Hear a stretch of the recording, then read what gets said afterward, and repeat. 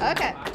It is the last February class we're going to have together. This is the homework. It's posted online with a test upcoming. So go ahead and start flipping through your note cards, start studying for your test.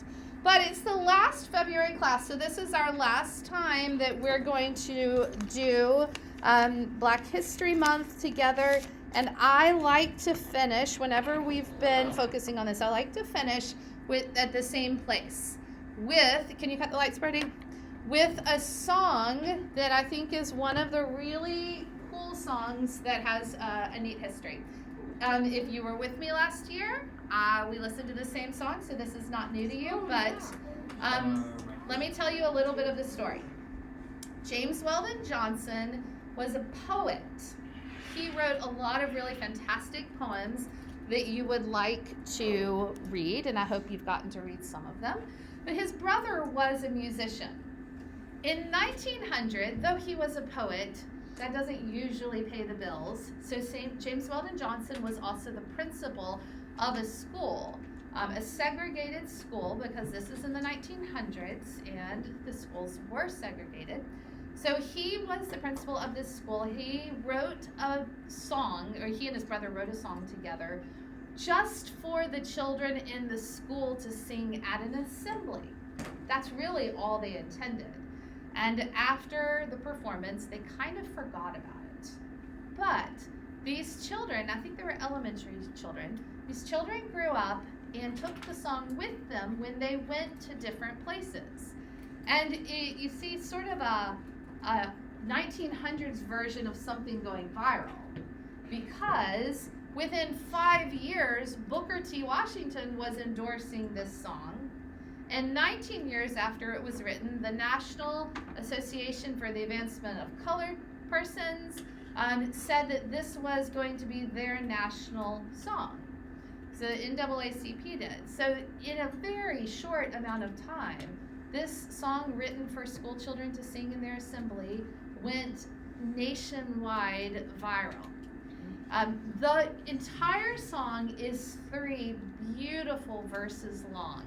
But this particular recording, which is Kirk Franklin, be still mad.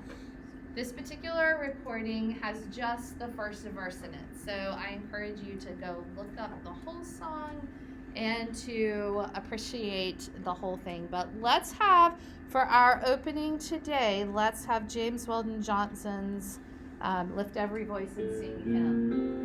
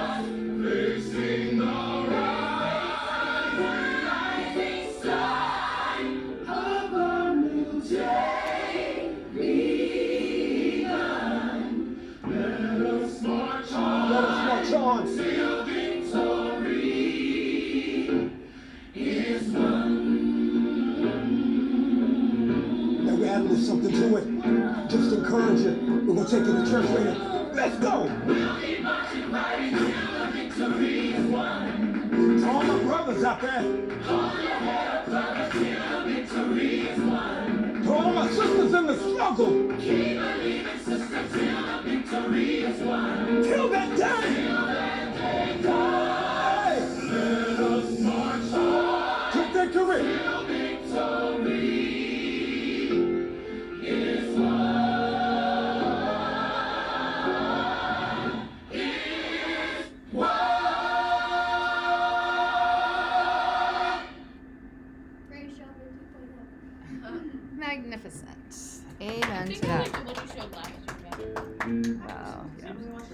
right, it's time for a quiz. If you're at home watching this video, now's the time to get your quiz from the parent that's proctoring you. Everybody else here, take out a piece of paper. If you want to not use a word bank, turn on the lights. Otherwise, I'm going to hand you a word bank. The not using a word bank is to get 5 extra points on it. Spelling is not counted against you. If I do not see a piece of paper, I'm giving you a word bank. Write your name on it, please. Let's try to do this. We need to focus and try to do this very efficiently. What's the date? 27th? February 27th? Are you doing a word bank or no? Ben? No.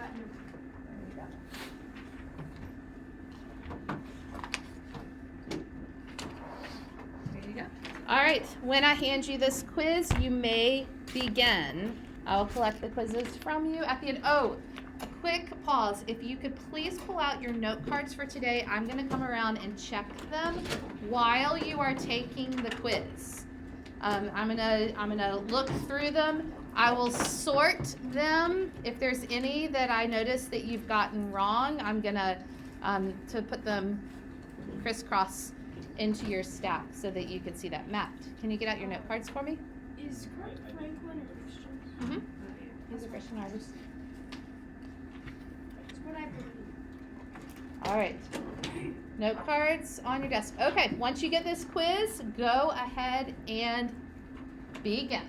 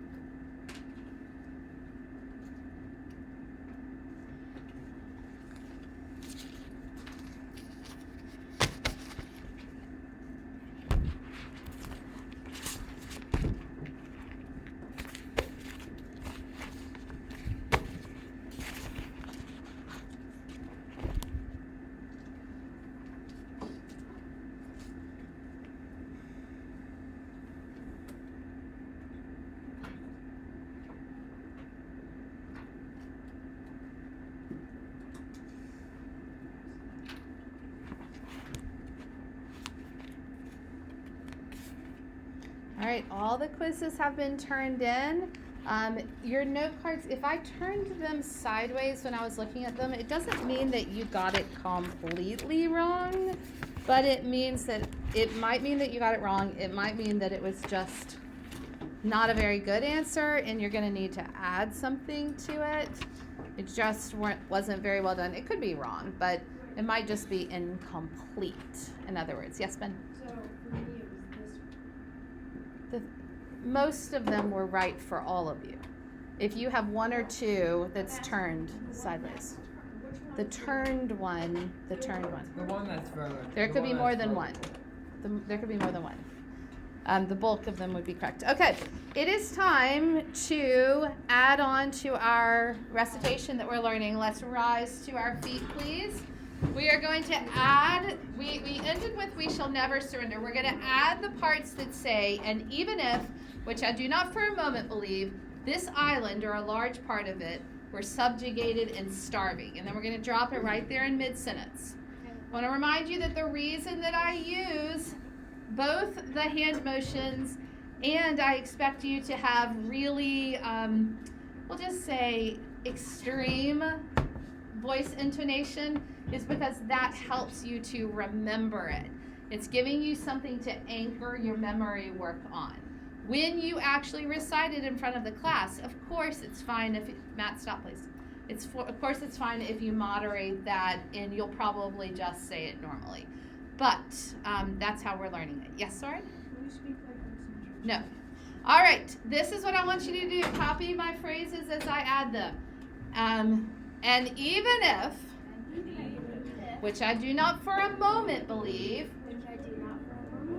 you have to say it out loud a little bit longer. Okay. This island or a large part of it were subjugated and starving. Subjugated is pushed down and starving. Okay, so let's say all that phrase all together with the hand motions about 5 times through. Ready? And even if, which I do not for a moment believe, this island or a large part of it were subjugated and starving. Again.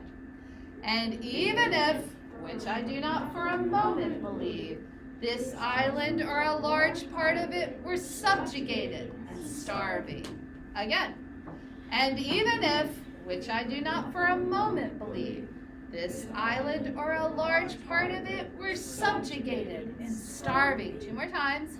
And even if, which I do not for a moment believe, this island or a large part of it were subjugated and starving. 1 more. And even if, which I do not for a moment believe, this island or a large part of it were subjugated and starving. Okay, now shake it out because we're going to go from the top all the way through this part 3 times total. All the hand motions, all the memory work, put it all together. I want to hear your voices. The people who are listening to our video want to hear you say it, not just me. And let's do it from the top. Ready, set. We shall go on to the end. We shall fight in France. We shall fight on the seas and oceans. We shall fight with growing confidence and growing strength in the air. We shall defend our island whatever the cost may be. We shall fight on the beaches. We shall fight on the landing grounds. We shall fight in the fields and in the streets. We shall fight in the hills. We shall never surrender. And even if, which I do not for a moment believe, this island or a large part of it were subjugated and starving.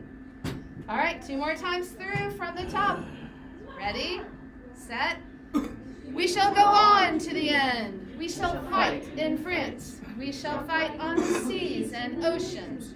We shall fight with growing confidence and growing strength in the air. We shall defend our island, whatever the costs may be. We shall fight on the beaches. We shall fight on the landing grounds. We shall fight in the fields and in the streets. We shall fight in the hills. We shall never surrender.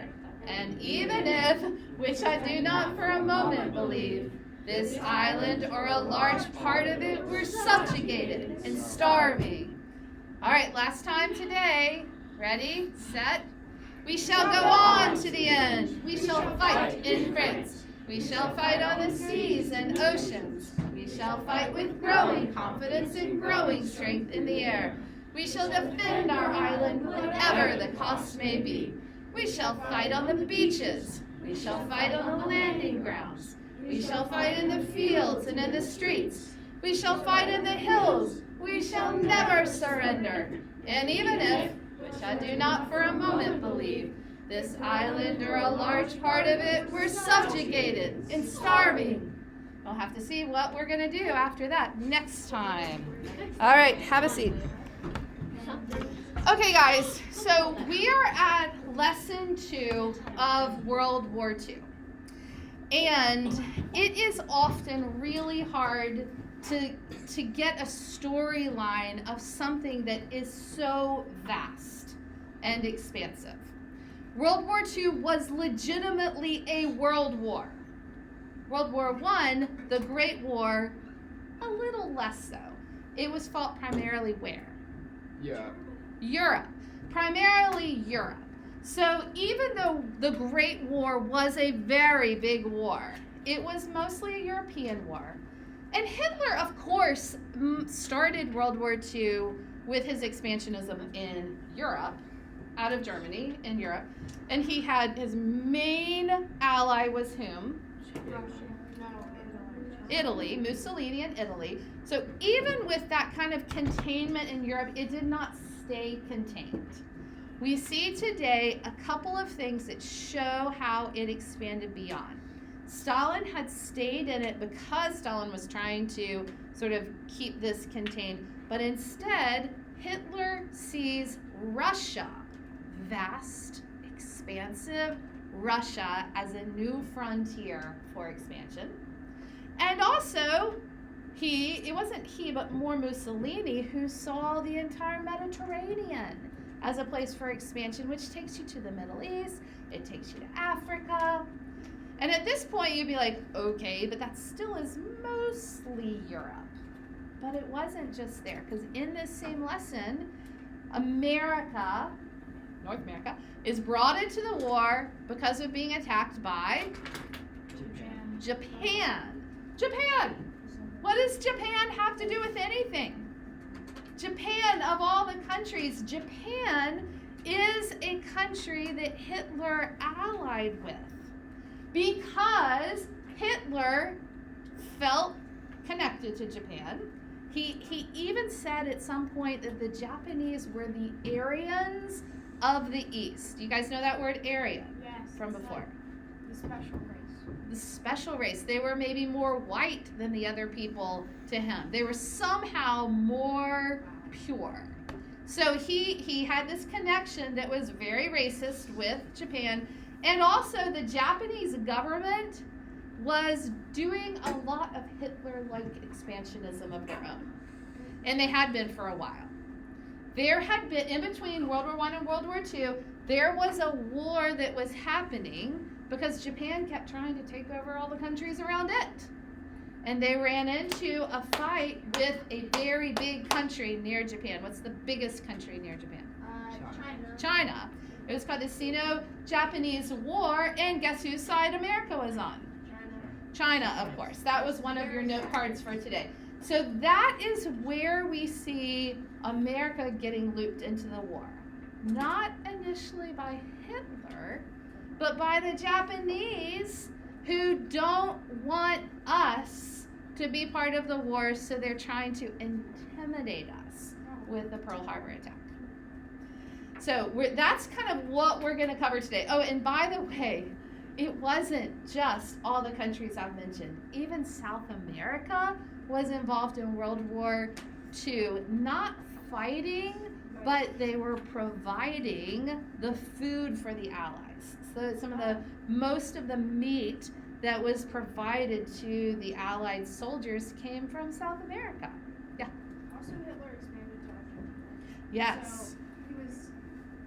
Now that I know that, it seems more strategic because then we would have based it out of Argentina, which is one of the bigger countries. Right. Also, wasn't Australia part of the reserve? Yes, in the Pacific, in this part that where Japan gets involved, yes, Australia, because Japan was trying to take over countries. So they were trying to take over Indonesia. Remember our map on Indonesia? Remember, Indonesia was always sort of like at the very bottom of the map, but had you gone a little further south, you would have seen Australia and New Zealand. So finally, Australia, it gets to be part of something bigger than itself. But Australia is also a colony of whom? The British. They're British. They're a British colony. Wait, I So thought it's they had again British tying in the independence. British. But they're still British. I mean, they were still like kind of British Now they supporting. have complete independence. Yeah, but if they were going to ally, who do you think they'd ally They with? They'd still have. Because they're still flesh and blood, just. Some of them are. There's Well, plenty of natives who weren't flesh yeah. and blood. They right. weren't I heritage British. Yeah. But yeah, there's a lot of powerful people that still have a British heritage there in Australia. All right, so that's the overview of this lesson, but I want to start with a place that we haven't actually started before, which is back at Hitler. Before Hitler starts seeing failures, Hitler seemed unstoppable. What was his form of warfare called? Blitzkrieg. Yeah, the lightning warfare. And even though there was one European country that was able to stand against him, what was it, Blythe? The only country that did not fall immediately to Hitler was your former homeland. Yeah, Great Britain didn't. Poland was not the first place to be invaded. Poland fell in like 6 weeks. That's a month and a half. Well, Yeah, but Great Britain didn't fall at all. Great Britain didn't fall into Hitler's hands at all. No, I remember that. I was just thinking about the Blitzkrieg. Yes, I yes, thought yes. the Blitzkrieg, it was like, Britain had its own thing, Mhm. and then the Blitzkrieg was all the Eastern countries. Yeah, but Poland falling in 6 weeks, that's blitzkrieg. That's fast.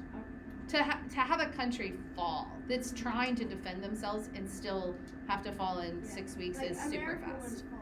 No, heavens no. And also there would be a giant, huge ocean between Hitler and the U.S. And Unlike Poland, which was a neighbor.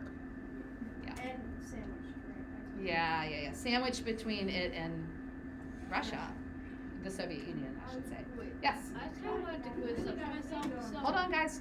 in the Vietnam War, I guess I thought America won, but they didn't, right? No. Yeah, they lost. And the There's they still no. got taken We over by finally Japan. just left. We just pulled out.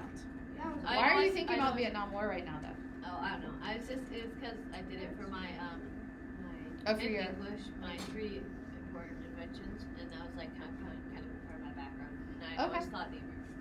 No, if you're going to think about the Vietnam War, you'd be thinking a little bit more about what happened in World War II related to Japan and the fighting that happened with Japan, how things settled out with China, how all that got impacted. It wouldn't be related to Hitler, but it is related a little bit to World War II. Yeah. All right, so let's start with Hitler. I want you to see Hitler giving a little speech to a youth rallying these young people to be part of the Hitler Youth, which was, of course, an utterly racist and very nationalist organization. You will not understand what Hitler is saying because he speaks in what language? German. Wait, is that But you will be able to see how he speaks. Can you cut the lights, Brody? I don't think I want to hear what he's saying. No translation. I just want you to see how he talks. Notice this is way before World War II, 1933. Das, was hier steht, ist keine Redensart. Das ist eine Realität aus Blut und Fleisch. Etwas über 4 Monate regieren wir jetzt. Und wir können mit Stolz sagen, die Zahl der Erwerbslosen ist um rund 1,2 Millionen zurückgegangen.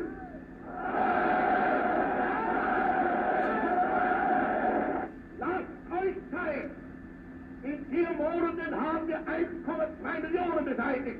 Wir werden weiter angreifen und nicht rasten. bis wir das Ziel erreicht haben. All right. It's just crazy how powerful his speaking was. Really. Yeah.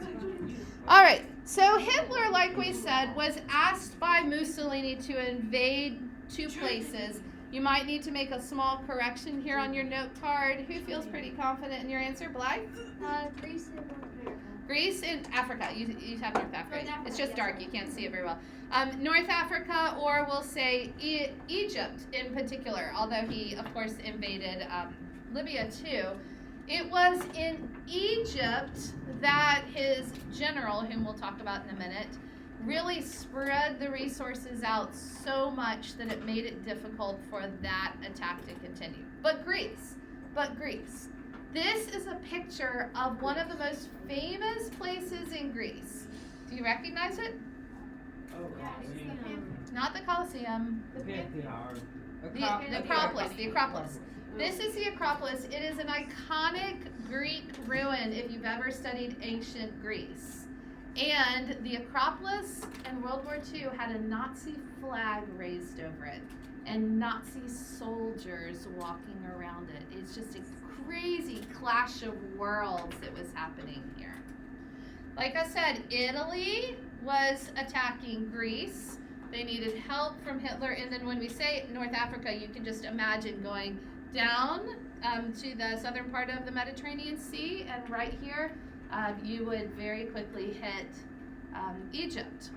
Egypt at this time had been a colony of what major European power?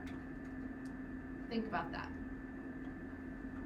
Think about what language do modern day Egyptians speak. No, not Arabic. Well, there were Arabs there, but who had colonized it? A European power. It was British. It was a British colony.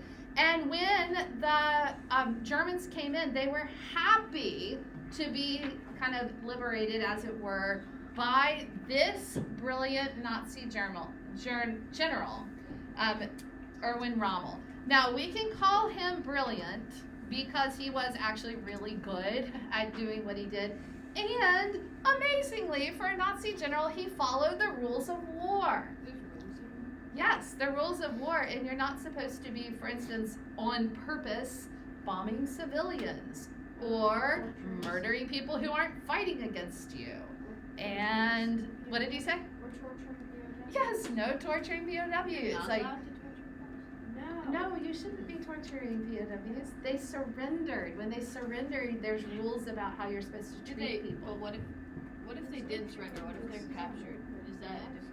It's the same thing. They're under your care at that point.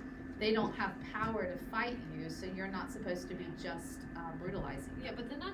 They didn't. Most of them really didn't do that. I mean, they didn't like torture them, but they like put them in like work camps or something. That's torture. Oh, well, okay. And it's a little bit different too. The POWs were often held differently, not put into camps, and they were often treated poorly at the time. Yes, Lois. Yes. Soren? What is that thing people say when they talk about the rules of war? Like this convention or something? Right. There were established rules of war that had been established by the countries getting together, but there were countries like Germany should have followed them, but Hitler didn't follow them. Like, it's a famous The saying- Geneva Convention? Yeah, Geneva. Yeah, yeah. I've read some really cool articles about it. I didn't know the context. of About it. Rommel? Yeah, but like, it had some really cool strategies. Yes. So yeah, he's a cool one to read about if you like military strategy. Here's a colorized picture of him. Remember, we're at the point in history when there's a lot of black and whites, but there are starting to be color pictures. I think this one's colorized or painted. But this right here, this little clip will give you a sense of how Rommel was one of the few people who stood up to Hitler.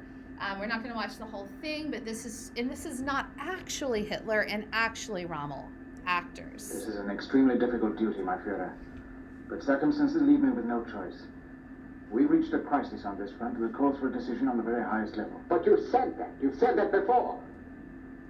And every time I talk to you, we're facing another crisis. When the enemy has overwhelming superiority on land, at sea, and in the air, and continues to grow stronger with every hour, while we grow weaker at the same rate, That to me is a crisis by any standards that I understand. A crisis that should be examined promptly and realistically. That's you, like always. When everything's going well, you're willing enough. But at the first sign of a difficulty, you become a defeatist, complete defeatist. Are you perhaps interested why you didn't succeed on Rundstedt? This is why! It maybe have been better if I had replaced you altogether.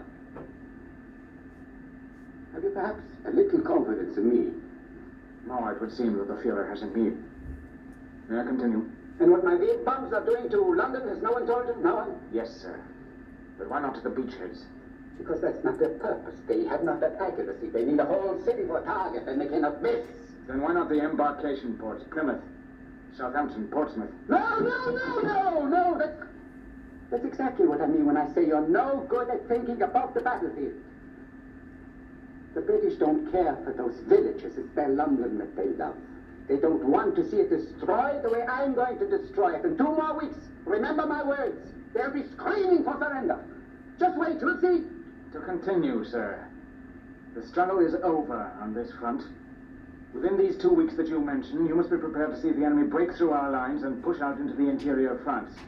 Militarily, the end is already in sight. We have nothing more to throw in. What is it you're proposing? To surrender? I give you the facts, sir. I only ask that you draw the proper conclusions. Carpenter home, to you! All right, I'm going to stop there and just say Rommel was correct, and Hitler lost in Britain because he would not listen to what Rommel was saying. Rommel was saying, like, take out strategic ports, stop trying to bomb London, and Hitler was just intent on focusing on humiliating the British by bombing London. But the British had the grace to kind of stand up against all of that. So into this, like, Rommel was really doing well until he got stretched thin in Egypt, and then we're getting ahead of ourselves, but the American general, Patton, comes in. He himself is quite the story, and he's quite the World War II American I watched the hero. documentary. Have you watched them? You guys should check him out a little bit more, for sure. But do you remember when we said that Bonhoeffer had been, was part of an attempt to assassinate Hitler? Remember that? Dietrich Bonhoeffer? General Rommel was part of the same attempt to assassinate Hitler as Bonhoeffer. They were both, they both attempted to assassinate him. And because I think after a while Rommel realized this guy has just lost it. And he's going to pull us all down. Like, we need to get rid of him. Wait, Rommel the general was part of an assassination plot against Hitler. Did he get executed? Well, what happened to Rommel at the end of his life? He got killed. Okay, but how did he die? Suicide, right, Madeline? He had an option. We'll kill you, and then we'll kill your whole family, or you can kill yourself. So he did actually commit suicide, but it was forced by Hitler. Yes? So it was either like treason or something else. I forgot the other option. Mm-hmm. And it was, as you said, it was like the Yes. The kind of treason where you actually love your country enough to commit treason against a terrible ruler, but yes. All right, well, we'll get to that when we get to Valkyrie in the fourth thing. Hitler double-crossed Stalin, who was his at that time, by planning to invade the Soviet Union in Operation Barbarossa. Let's watch a real quick thing about this.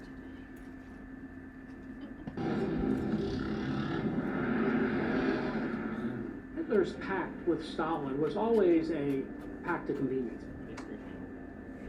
For some reason, Stalin believed that he was special. That even though Hitler had violated every agreement, even though Hitler had invaded all these countries, that somehow he would not have invaded the Soviet Union.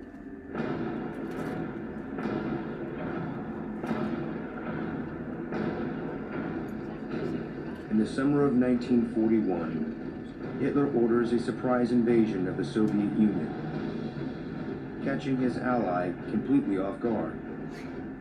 Without warning, Hitler's forces invade the Soviet Union. It's the largest land invasion in history.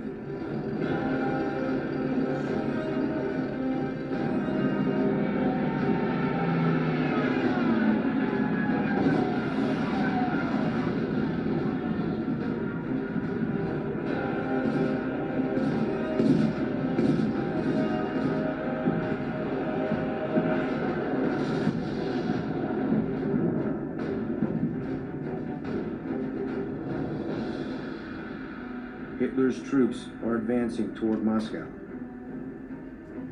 But Joseph Stalin refuses to back down in the face of his allies' betrayal.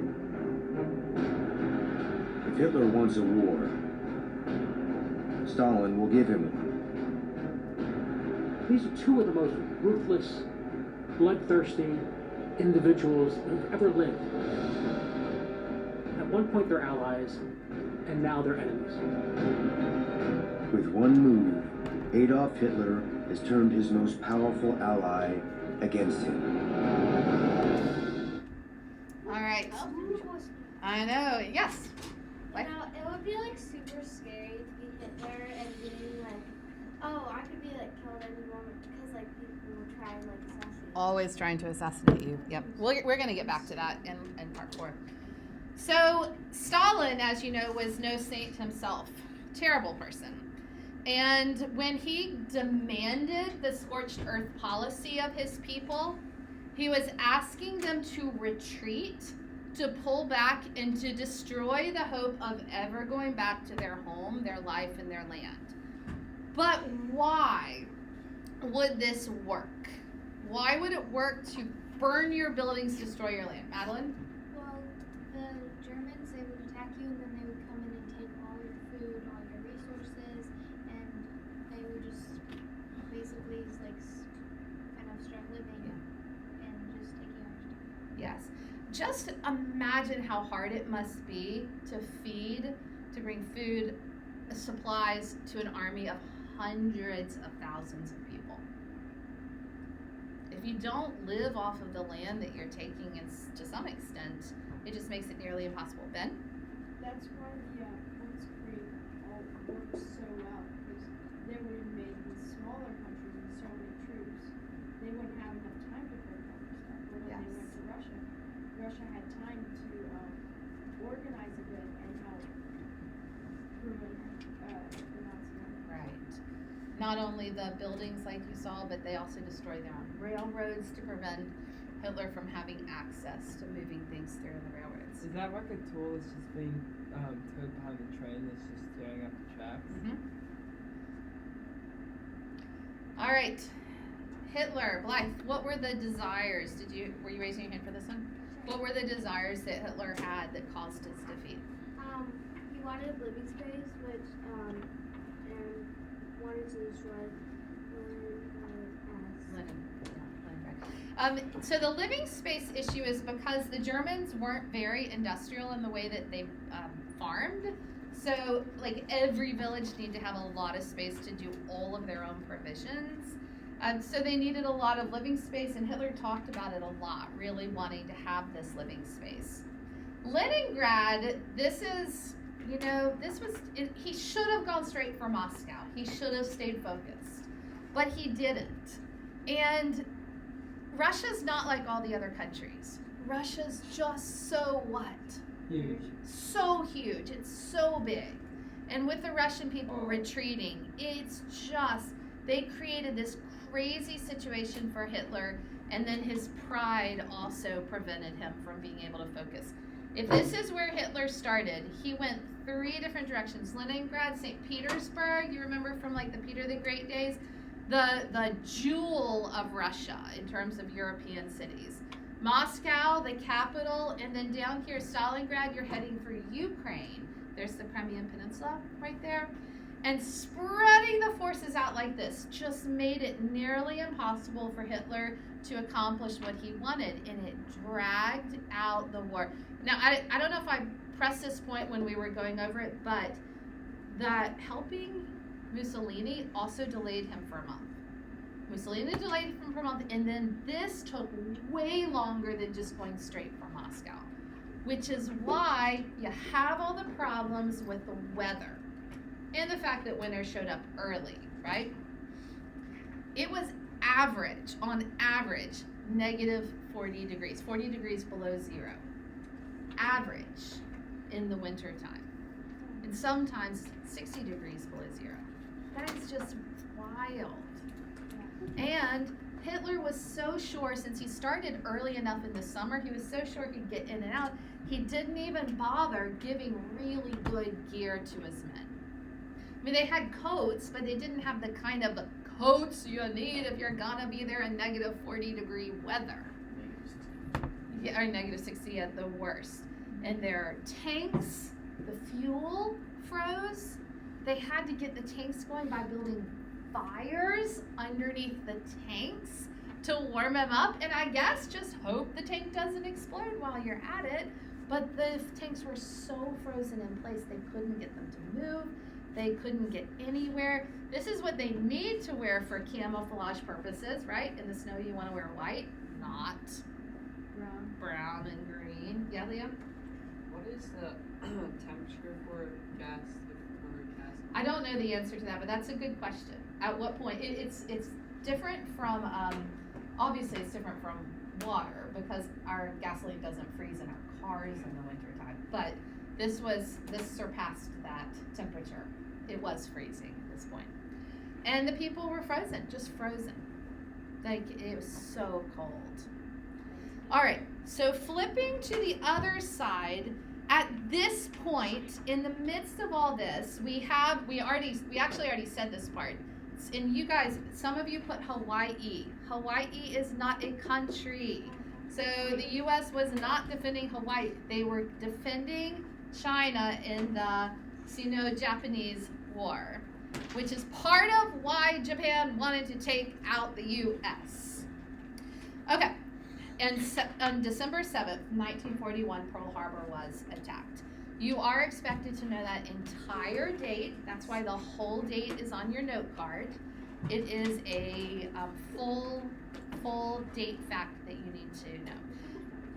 And I want to show you the only recording we have of what was going on when Pearl Harbor was attacked. It was attacked on a quiet Sunday morning. Everybody was pretty much asleep, but the attack lasted for about 3 hours. And this particular recording, it's only 2 minutes long, was done about 2 hours into the attack, and it's the only thing we have from that time. Watch the words when they start appearing down here at the bottom. Read those. And now we take you to Honolulu. 1, 2, 3, 4. Hello, NBC. Hello, NBC. This is Stacey Hill in Honolulu, Hawaii. They have taken from the roof of the advertiser publishing company building. We have witnessed this morning the distant view, the battle of Pearl Harbor, and the severe bombing of Pearl Harbor by enemy planes, undoubtedly Japanese. The city of Honolulu has also been attacked and considerable damage done. This battle has been going on for nearly 3 hours. It is known still it is a real war.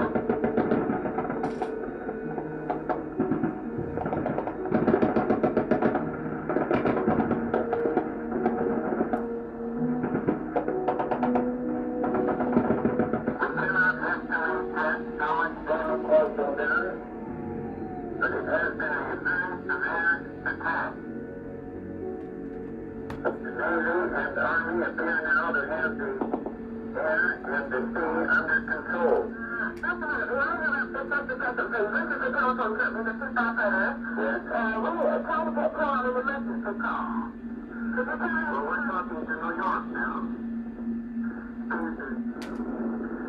1, 2.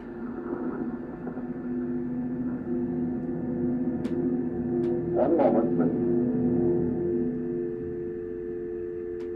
After just 2 minutes got off. All right.